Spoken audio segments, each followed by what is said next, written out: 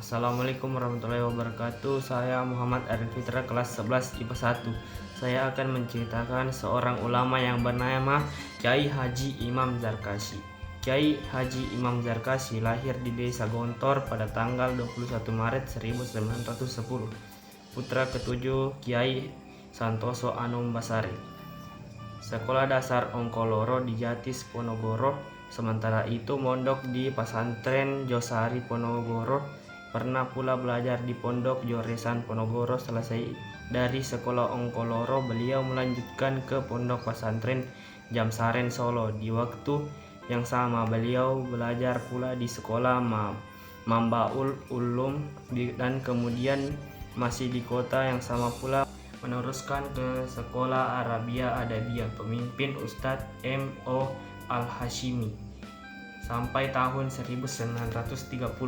Setelah belajar di sekolah-sekolah tersebut, khusus sekolah Arabia Adabiyah, beliau mendalami bahasa Arab. Di antara beliau banyak yang mendidik, membimbing dan mendorong beliau selama belajar di Solo adalah Ustadz Hashimi, bekas perjuangan Tunisia itu.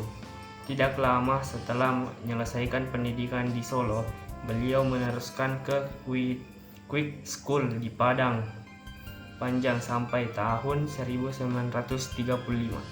Pada tahun 1936, setelah menyelesaikan jenjang pendidikan di Quick School Islam Padang Panjang, beliau dipercaya menjadi guru dan direktur di perguruan tersebut.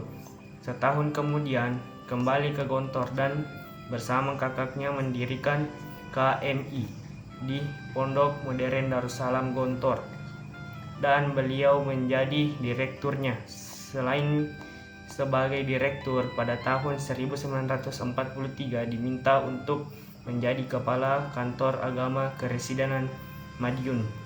Sesudah Indonesia merdeka pada tahun 1946, diangkat menjadi seksi pendidikan dan Kementerian Agama.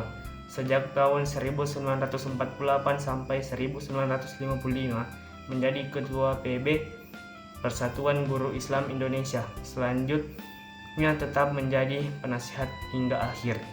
Di Kementerian Agama, Kyai Haji Imam Zarkashi menjadi kepala bagian perencanaan pendidikan agama pada sekolah dasar mulai tahun 1951 sampai 1953 dan kepala Dewan Pengawas Pendidikan Agama pada tahun 1953.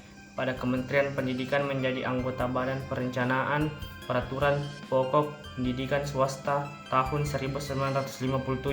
Pada tahun 1959 diangkat oleh Presiden Soekarno menjadi anggota Dewan Perencanaan Nasional (Depernas).